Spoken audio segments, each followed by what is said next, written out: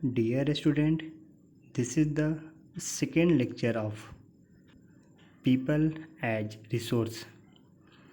इस लेक्चर में हम economics activities by men and women के बारे में जानेंगे। तो आइए इस लेक्चर की मदद से हम सबसे पहले इकोनॉमिक्स एक्टिविटीज़ के बारे में जानने की कोशिश करते हैं। इकोनॉमिक्स एक्टिविटी उस एक्टिविटी को कहते हैं जिसका मेन ऑब्जेक्ट मनी अर्न यानी पैसा कमाना होता है। इस एक्टिविटी को हम मार्केट एक्टिविटी भी कहते हैं। Example: teacher, doctor, driver, sweeper और clerk are all engage in economics activities. यानी इनका मेन जो ऑब्जेक्ट होता है वो होता है मनी को अर्न करना। Next, non economics activity. Non economics activity उस एक्टिविटी को कहते हैं जिनका मेन ऑब्जेक्ट मनी अर्न करना नहीं होता है। इसे हम नॉन मार्केट एक्टिविटी भी कहते हैं। जैसे एग्जांपल, एग्ज़ाम के टाइम में आपकी मदर आपको हेल्प करती है घर पे, तो उनका मोटिव ये नहीं होता कि आपसे पैसा कमाना या उन्हें पैसा दिया जाता है, बल्कि वो चाहती हैं कि आप क्लास में अच्छे करो, आपका नंबर अच्छा है, और वो आपको मोटिवेट करती हैं। इसी तरह अगर आप कोई सोशल वर्क करते हो तो उसके बदले में आपको पैसा नहीं चाहिए। आप किसी गरीब का हेल्प करते हो तो उसके बदले में आपको पैसा नहीं चाहिए। आप मंदिर, मस्जिद या चर्च या गुरुद्वारा में जाते हो तो वहाँ जाने का मोटिव आपका पैसा कमाना नहीं होता है। इसे हम नॉन इकोनॉमिक्स एक्टिविटी कहते हैं। आई थिंक आपको इकोनॉमिक्स एक्टिविटीज़ और नॉन इकोनॉमिक्स एक्टिविटीज़ क्लियर हो गया होगा। इकोनॉमिक्स एक्टिविटीज़ को हम 3 सेक्टर में डिवाइड करते हैं। First, primary; second, manufacturing; third, service. Primary activities में वो एक्टिविटीज़ आती है जिनमें नेचुरल रिसोर्स का यूज़ किया जाता है, जैसे forestry, fishing, mining, agriculture etc। Secondary sector को हम मैन्युफैक्चरिंग सेक्टर भी कहते हैं। इसमें मेनली मैन्युफैक्चरिंग और कंस्ट्रक्शन सेक्टर आता है। सर्विस सेक्टर को हम टर्टियरी सेक्टर भी कहते हैं। इसमें डिफरेंस टाइप्स के सर्विस एक्टिविटीज़ आती है, जैसे banking, education, trade, transport etc। लेकिन हमारा जो चैप्टर है वो है economics activities by men and women. तो आइए इसके बारे में हम जानते हैं। पहले इंडिया में मेन की तरह वीमेन को एजुकेशन नहीं दी जाती थी, इसलिए वीमेन को ऑर्गेनाइज सेक्टर में जाकर काम करना इम्पॉसिबल था। अब सवाल आता है कि ऑर्गेनाइज सेक्टर क्या होता है। ऑर्गेनाइज सेक्टर हम उस सेक्टर को बोलते हैं जिसमें आपका जॉब फिक्स होता है और रेगुलर होता है। इसमें आपका वर्क निश्चित होता है। तो हमने आपसे कहा कि पहले इंडिया में मेन की तरह वीमेन को एजुकेशन नहीं दी जाती थी, जिससे क्या होता था कि वीमेन को अनऑर्गेनाइज सेक्टर में जाकर काम करना होता था।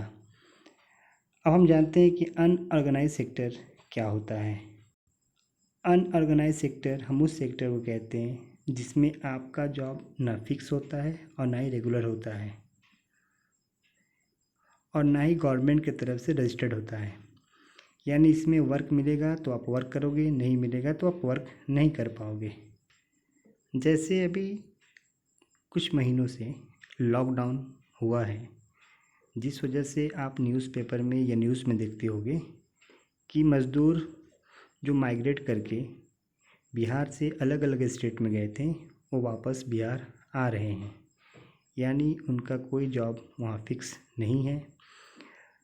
चूँकि कंपनी के पास कोई वर्क नहीं है तो उन्हें जॉब नहीं दिया जा रहा है। तो जिस वजह से क्या हो रहा है, उनका कोई वर्क फिक्स नहीं है और ना ही रेगुलर है। और ऑर्गेनाइज सेक्टर में आप देख सकते हो, policeman, government doctor, government engineers, railway, ये सारे क्या हैं, बैंकिंग, ऑर्गेनाइज सेक्टर में आते हैं। लॉकडाउन के होने की वजह से भी इन्हें कोई प्रॉब्लम नहीं हुआ, इनकी सैलरी इन्हें आसानी से मिल जा रहा है। अब तक के लेक्चर में हमने economics activities, non economics activities, primary, secondary और सर्विस सेक्टर के बारे में जाना। इसके अलावा ऑर्गेनाइज सेक्टर और अनऑर्गेनाइज सेक्टर के बारे में हमने जाना। हमने आपसे कहा था ना कि इंडिया में पहले मेन की तरह वीमेन को एजुकेशन नहीं दी जाती है, लेकिन आज सिचुएशन बदल चुका है, क्योंकि आज के पेरेंट्स अपने चिल्ड्रन को इक्वल ट्रीट करते हैं, अच्छी एजुकेशन और हेल्थ केयर प्रोवाइड करते हैं, क्योंकि वो चाहते हैं कि उनका जो चिल्ड्रन है वो ऑर्गेनाइज सेक्टर में वर्क कर सके और ज़्यादा मनी अर्न कर सके। जिसका रिजल्ट ये हुआ कि प्रेजेंट टाइम में केवल इंडिया में ही नहीं बल्कि वर्ल्ड के अलग अलग कंट्री में वीमेन मैन के साथ एवरी सेक्टर में एक साथ खड़े होकर वर्क कर रही हैं। यहाँ तक कि जब इंडिया में CBSE, state board, IIT, service commissioner का रिजल्ट में आता है तो उसमें हम देखते हैं कि वीमेन की परसेंटेज ज़्यादा होती है। आपके सामने जो पाई चार्ट दिखाई दे रहा है, यह पास परसेंटेज ऑफ गर्ल्स हायर, ये कब का है, 2016 का है।